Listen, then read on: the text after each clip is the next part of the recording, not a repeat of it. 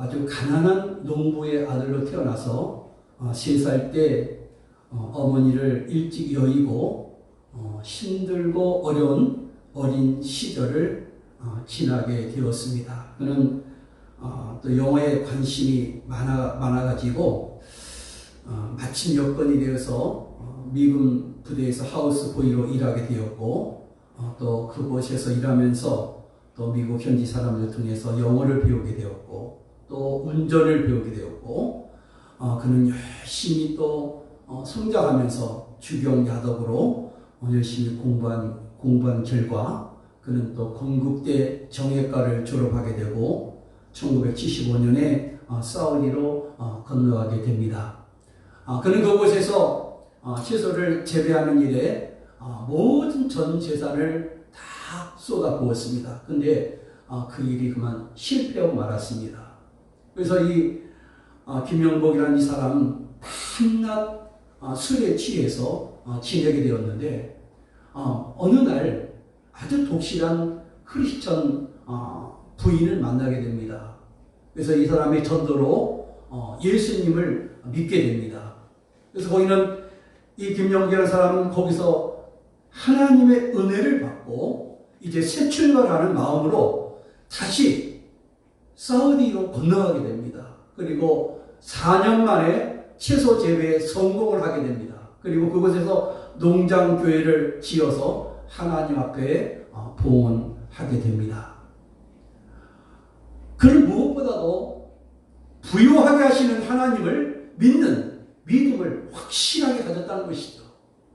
그 후에 그 농장은 사우디 농가대학생들의 필수 견학 코스가 되었고 또 밀 경작까지 선거해서 11만 킬로그램의 밀을 그 사우디 나라의 농림부에 납품하는 등 사우디의 전설적인 인물이 되게 됩니다. 1989년 14년에 사우디의 생활을 접고 그는 고향 강진에 이제 내려오게 됩니다. 그리고 강진에 70만 평의 커다란 땅에다가 영농 농장을 세워서 가난한 학생을 돕는 뜻으로 10억 재산을 영복 청학회라는 것을 설립하게 됩니다. 그리고 100억을 내놓아서 또 한 사람 농촌문화재단을 설립해서 농업발전에 기여한 사람들에게도 후원을 하면서 지금도 선한 일을 계속하고 있다고 합니다. 그는 매년 초에 그 유서를 쓴다고 합니다. 그리고 그 유서에다 뭐라 쓰면 내 몫의 재산은 물론 내 장기까지도 필요한 것에 사용할 것이다 하고 유서에다가 써놓고 남아있는 부동산도 처분해서 불우한 어린이를 돕는 사업을 하겠다. 그러면서 이것이 내 꿈이다. 이렇게 적었다고 합니다. 그럼 이렇게 말했다고 합니다. 돈은 물질은 분유와 같아서 한 사람이 오래 갖고 있으면은 부패하고 구린내가 난다고. 그러나 적절한 시기에 필요한 사람에게 나눠주면 향내가 나고 또 비료가 되어 죽어가는 생명도 살리게 되죠. 세상은 우리에게 묻습니다. 당신은 무엇을 소유하고 있는가? 그러나 하나님 나에게 이렇게 물으십니다. 내 소유를 어떻게 사용했는가? 이 물음에 당당하게 대답하는 나는 그런 종이 되고 싶습니다. 이것이 저의 간절한 소망이요 꿈입니다. 라고 이렇게 김용복 회장님은 이런 얘기를 했다고 합니다. 사랑하는 우리 성도 여러분, 내가 가진 것을 나의 것이라고 생각한다면 이것은 어리석은 사람입니다.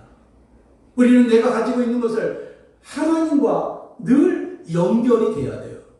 마치 발전소에서 보내는 전력을 기계에 연결시켜야지 동력을 얻을 수 있는 것처럼 나의 의지와 나의 지성과 나의 인격을 우리는 하나님과 늘 연결할 때에 우리의 삶은 귀한 삶이 되어질 줄로 믿습니다. 그러므로 우리를 부유하게 하시는 하나님을 우리는 늘 믿어야 됩니다. 우리는 그 하나님과 늘 연결되어 있어야 될 줄로 믿습니다. 오늘 본문 9절입니다. 오늘 9절에 보면 이런 말씀이 있죠. 우리 주 예수 그리스도의 은혜를 너희가 알거니와 부유하신 이로서 너희를 위하여 가난하게 되시는 그의 가난함으로 말미암아 너희를 부유하게 하심이라. 아멘. 여기 부유하게라는 이 말은요, 풍부하게 만들다. 그런 뜻의 부정과거 가정법입니다. 즉, 그리스도의 가난하게 되심으로 그리스도인들이 현재 부유하며 또한 앞으로 더 부유하게 될 것이라는 말입니다. 바울은요, 고린도 교회가 구제 연모에 적극 동참해야 할 것을 강조했습니다. 예수님께서 부유하신 자로서 우리를 위해서 가난하게 되셨기에 우리들이 영적으로 부유를 누리고 있습니다. 그러므로 그리스도를 본받아서 자발적으로 이웃과 형제들을 구제하는 일에 앞장서야 됩니다. 라고 바울은 얘기했던 것입니다. 그렇게 할 때에 부유하게 하시는 하나님의 은혜를 얻을 수 있다는 겁니다. 그러면요, 오늘 이 말씀을 통해서요, 그럼 하나님의 이 부유한 복을 누리면 우리는 어떻게 해야 될까요? 어떤 삶을 살아야 될까요? 첫 번째로 오늘 내용이 나옵니다. 한번 읽어봅시다. 어떻게 하라고요? 끝까지 성취하라. 끝까지 성취하라는 겁니다. 끝까지 성취하라. 어느 날 록펠러에게 가장 가깝게 지내는 친구가 있었습니다. 근데 이 록펠러에게 이 친한 친구가 찾아와서 이런 말을 했습니다. 친구야, 광산에서 금을 캐면은 큰 돈을 벌 수 있다. 그러니까는 그 광산을 너는 사야 돼. 너 그 광산을 꼭 사야 돼. 그러니까 이 록펠러는 친구의 말에 아무런 의심을 없이 자기의 전 재산을 다 팔아가지고 그 광산을 샀습니다. 근데 알고 봤더니 속았어요. 속았던 거예요. 아무리 광산을 파도 금이 안 나오는 거예요. 그래, 좀 더 깊이 파면 나오겠지. 더 깊이 팠지만 금이란 흔적이 안 나오는 거예요. 이제 시간은 점점 흐리잖아요. 그럼 광부들은 일을 해야 되니까 월급을 줘야 되잖아요. 근데 뭔가가 수입이 나와갖고 거기서 팔아갖고 이게 또 주고 이렇게 되는데 계속 금은 안 나오고 이 록펠러가 갖고 있던 돈이 계속 지출되는 거예요. 그러니까 나중에 이제는 광부들에게 돈 줄 임금이 없었어요. 광부들은 막 여기저기서 막 도청하고 난리가 나는 거예요. 자, 록펠러는 도저히 견딜 수가 없어가지고 광산 한쪽 모퉁이에 주저앉아서 자살을 결심하게 됩니다. 그리고 죽기 전에 너무도 억울해서 한탄했어요. 그렇게 하나님께 기도했대요. 하나님, 어떻게 저에게 이럴 수가 있나요? 저는 가난하게 태어났지만 어머니를 따라 어렸을 때부터 열심히 다니고 성경도 열심히 읽고 기도도 열심히 했고 항상 하나님 말씀대로 살려고 했습니다. 그런데 하나님, 이렇게 제가 망하는 것이 하나님의 뜻입니까? 록펠러는 하소연을 합니다. 그러면서 하소연을 하면서 자신의 모습을 돌아보게 됩니다. 그러면서 그는 이것을 깨달았대요. 자신의 위선을 깨닫게 됐다고 합니다. 원래 이 록펠러는 돈을 벌어서 하나님의 일을 한다는 것을 목표로 세웠지만 실제로 돈을 벌다가 보니 자기를 과시하는 것이 목표였음을 깨닫게 된 거예요. 그래서 그는 원망의 눈물이 회개의 눈물로 바뀌게 됩니다. 그 순간 록펠러는 하나님께 회개하니까 마음이 갑자기 뜨거워지기 시작하는 거예요. 그러면서 거기서 하나님의 음성이 들리는 거예요. 어떤 말씀이냐면 이런 말씀이에요. 우리가 선을 행하되 낙심하지 말지니 피곤하지 않으면 때가 되면 거두리라. 아멘. 이 하나님의 음성이 록펠러의 귀에 들려왔어요. 선을 행하되 낙심하지 말아라. 피곤하지 않으면 때가 이르면 거두리라. 록펠러는 이 음성을 듣고 자신이 주저앉는 것을, 그래, 하나님은 선하신 하나님이야. 그래, 하나님은 뭔가 뜻이 있겠지. 그리고 주저앉은 것을 그래 한 번 더 파보자. 한 번 더 파보자. 그리고 결심했습니다. 그리고 광부들에게 그 땅을 파게 했습니다. 근데 그 땅을 파는데 금 대신에 원이가 터져 나온 거예요. 팍 튀어나온 거예요. 원이가. 자, 록펠러가 회개의 눈물이 터지면서 동시에 원이도 터져 나왔어요. 할렐루야. 사랑하는 여러분, 우리가 인생을 살다가 어려울 때는 포기할 때가 아니라 회개의 눈물을 터뜨릴 때인 줄로 믿으시기 바랍니다. 회개의 눈물이 터지면요, 축복의 샘물도 저절로 터지는 거예요. 그럼 우리는 어떤 일이 있어도요, 시작한 일을 포기하지 말아야 돼요. 아멘? 절대로 포기하지 마십시오. 하나님 우리 함께 하시겠습니다. 하나님 우리에게 이런 말씀을 주십니다. 기도하라. 그래서 이 찬양이 있어요. 기도하세요. 지금. 기도하세요. 지금. 아직 포기하지 마세요. 주님 앞에 부르고 간절히 기도해 보세요. 이 찬양 한번 찬양 드리기 원합니다. 우리 기도하세요. 지금. 찬양합시다.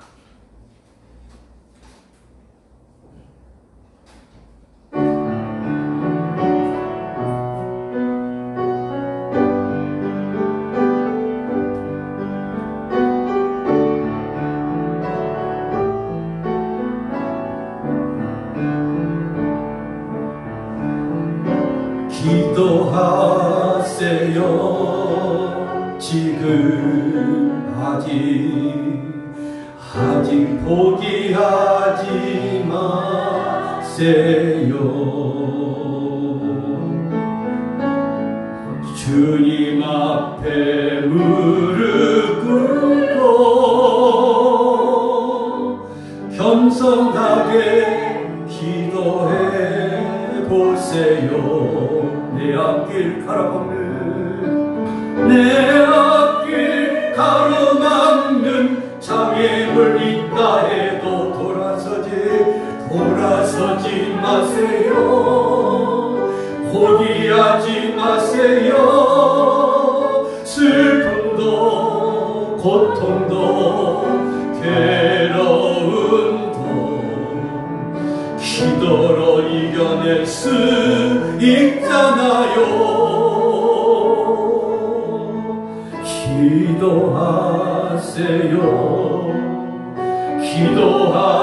기도하세요. 주님은 당신 편입니다.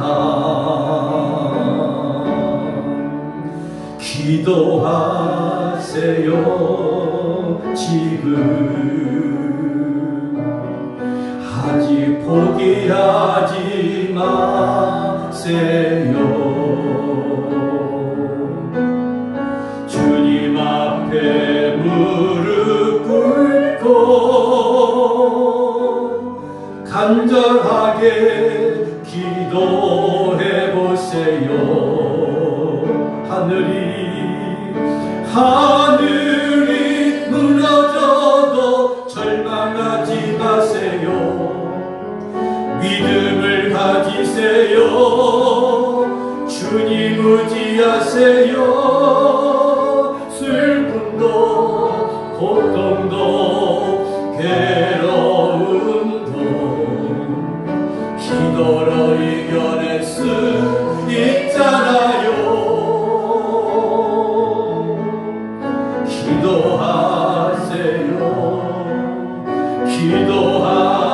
기도하세요. 주님은 당신 편입니다. 아멘. 성도 여러분, 이 시간 우리가 반드시 기억합시다.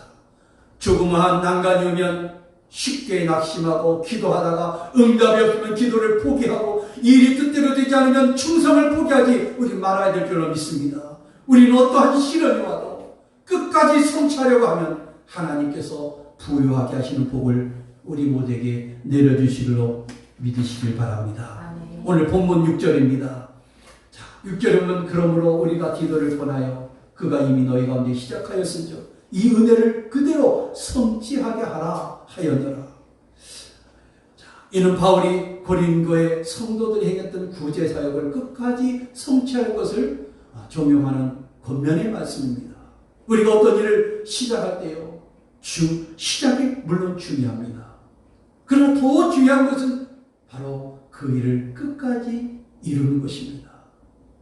우리는 작심삼일이 되서는 안 된다는 것입니다.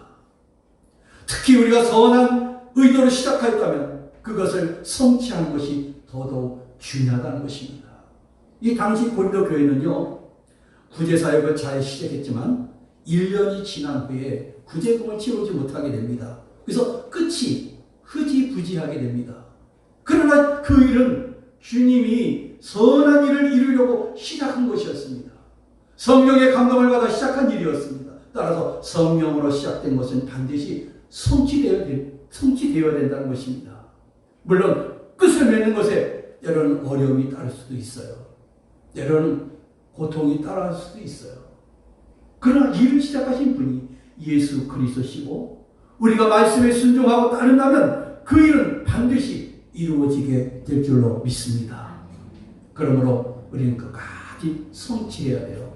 그래서 부유하게 하시는 그 하나님의 은혜를 누리는 이 감격을 누릴 수 있기를 주님의 이름으로 축복합니다. 아멘. 두 번째로 부유하게 하시는 하나님의 복을 누리면 어떻게 해야 될까? 어떻게 해야 된다고요? 두 번째, 섬기는 은혜. 섬기는 은혜입니다. 섬기는 은혜가 있어야 돼요. 자, 손양은 목사님 이야기인데요. 이 손양은 목사님은 예수님의 제자로 섬김의 비전을 가지고 사셨던 분입니다. 이 손 목사님은 애양원에서 나간 자들을 사랑하고 섬기면서 평생을 살았습니다. 그리고 손양은 목사님의 아내였던 정양순 사모님도 섬김의 비전을 가지고 살았던 분이셨습니다. 어느 날 손 목사님이 그 일본 순사들의 신사 참배를 거절하게 됩니다. 그랬을 때 이 손 목사님은 감옥에 끌려가게 됩니다. 그때에 이 감옥에 있을 때에 이 손 목사님의 아내가 목사님에게 이런 얘기를 했대요. 여보, 당신이 신사 참배에 응하면 내 남편 될 자격이 없습니다. 아주 단호하게 말을 했다고 합니다. 그 신사 참배를 하지 않았기 때문에 그 감옥에 들어가서 같은 고문을 당했거든요. 그런데도 절대로 하나님을 부인하지 않았다는 겁니다. 그리고요, 이 손양원 목사님도 후에 자녀들에게 이런 말을 했대요. 내 어머니 신앙이 오늘날 나를 있게 했다. 내가 감옥에 있을 때도 내 어머니의 신앙 보조를 맞춰주었기에 내가 그 어려운 감옥에서 내가 견딜 수 있었다. 신앙도 손발이 맞고 호흡이 맞아야 정진할 수 있는 거지 혼자서는 어렵단다. 아무렴 대학 10군데 나온 뭐해? 믿음이 중요하지 라고 자녀들에게 얘기를 해줬다는 얘기가 있습니다. 손양원 목사님은 48세에 순교를 하게 됩니다. 정양순 사모님은 남편의 시신 앞에서 비통해하면서도 이렇게 말했다고 합니다. 하나님 아버지, 내 남편이 평생 동안 주의 일을 하게 하시고 손양원 목사님이 소원하던 순교를 허락해 주신 은혜 감사하고 또 감사합니다. 이런 감사의 기도를 하나님께 올렸대요. 그 손 목사님이 순교하신 이후에 정양순 사모님은 마지막까지 남편을 이어서 한센병자들 섬기다 천국에 가기 전 정양순 사모님은 가슴에 꼬깃꼬깃 간직했던 돈을 꺼내서 딸에게 전하면서 이런 말을 했대요. 사랑하는 딸아, 이 돈을 미랑교회에 전해줘라. 그는 마지막 숨을 거두면서까지 자식을 위해 물질을 남기지 않고 오히려 남은 물질까지도 미랑교회에 그 한센병자 교회에 헌금을 드렸다는 것입니다. 사모님 역시 소 목사님의 신앙을 본받아 평생을 섬기는 은혜로 살아가는 겁니다. 오늘 본문 7절입니다. 어떤 말씀이 있습니까? 읽어볼까요? 오직 너희는 믿음과 말과 지식과 모든 간절함과 우리를 사랑하는 이 모든 일에 풍성한 것 같이 이 은혜도 풍성하게 할지니라. 아멘. 여기 모든 일은 믿음, 말, 지식, 모든 간절함을 말해요. 이를 보면 고린도 교인들의 신앙 그 신앙이 내적으로 얼마나 성숙되어 있는가를 보게 됩니다. 그들 믿음과 말과 지식과 모든 간절함이 그들에게 있었어요. 그러나 내적으로는 풍성한 신앙을 가지고 있었지만 그럼에도 불구하고 모자라는 것이 있었어요. 그것이 바로 은혜라고 표현된 이웃에 대한 실제적인 섬김이었습니다. 실제적인 행동이 그들에게는 없었던 것입니다. 여러분이 우리의 모습은 어떻습니까? 우리가 신앙의 내적 성장에는 관심이 많아요. 그러나 우리가 봉사하거나 구제하는 일에는 우리가 별 관심이 없잖아요. 우리 한국교회에 많은 교회들이 있어요.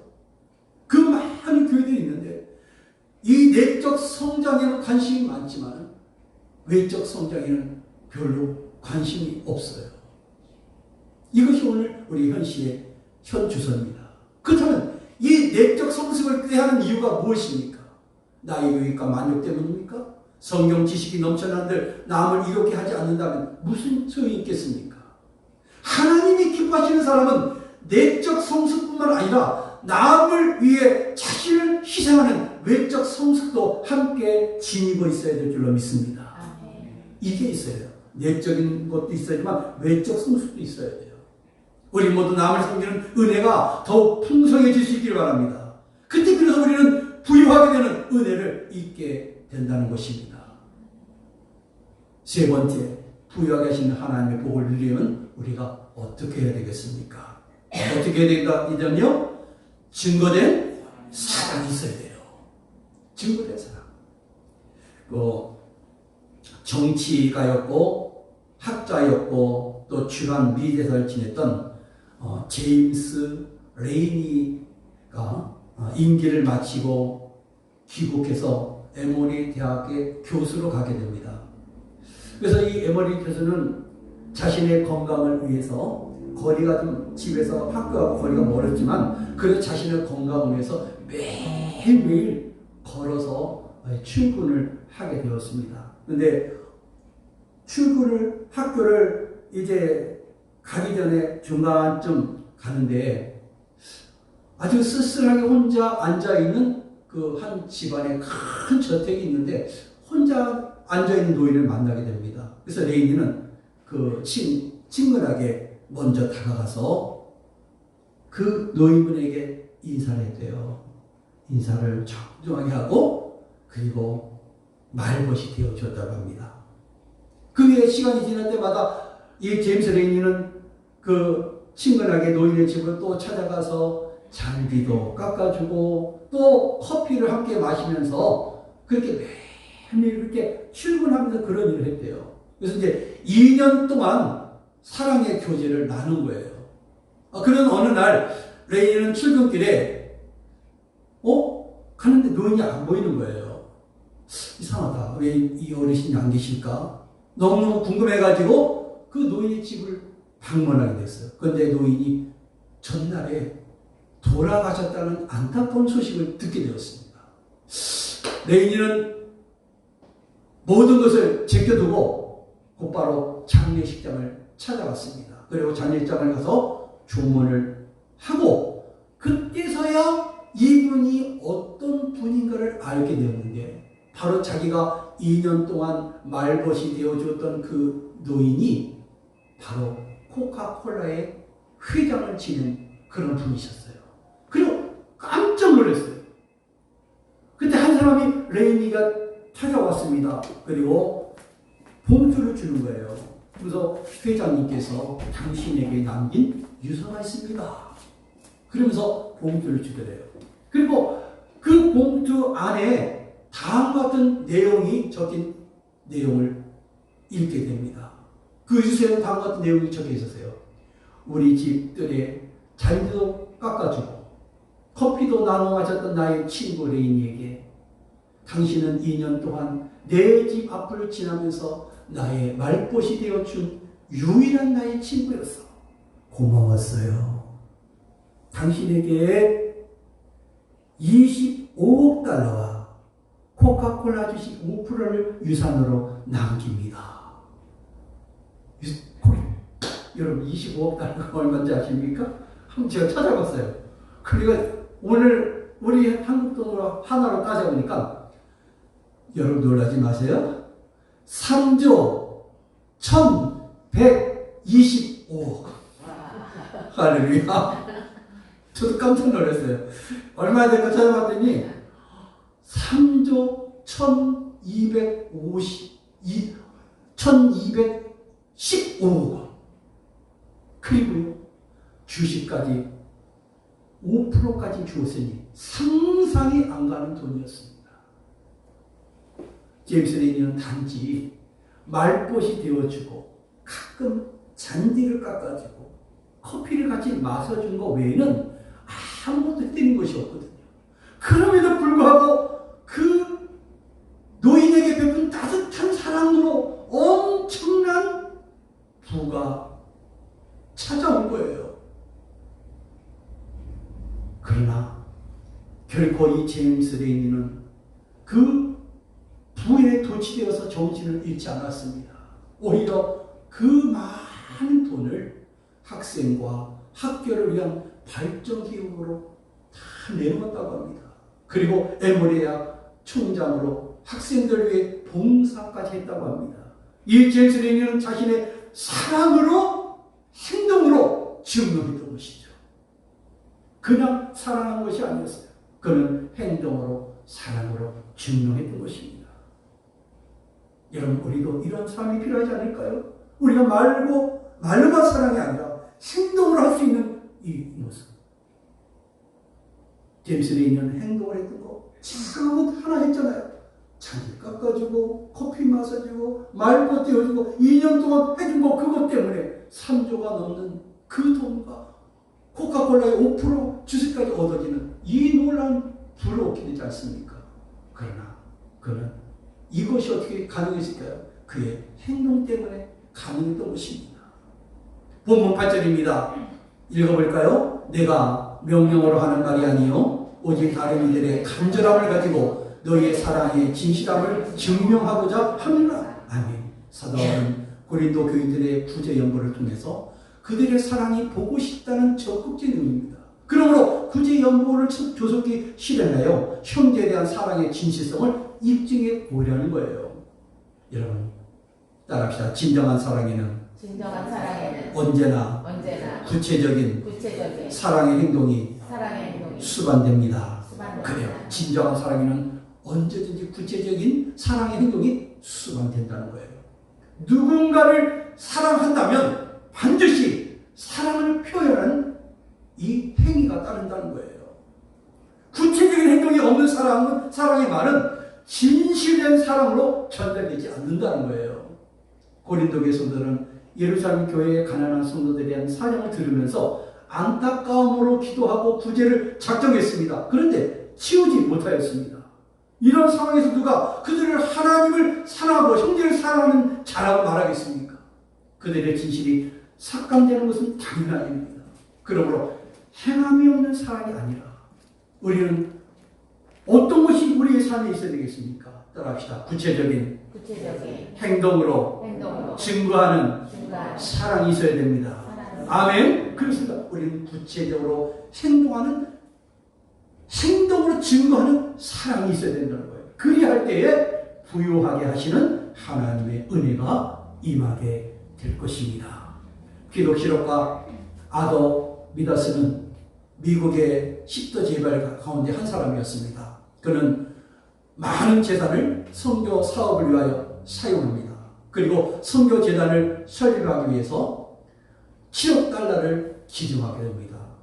우리나라 말 돈으로 하면 8,750억 원을 헌금합니다.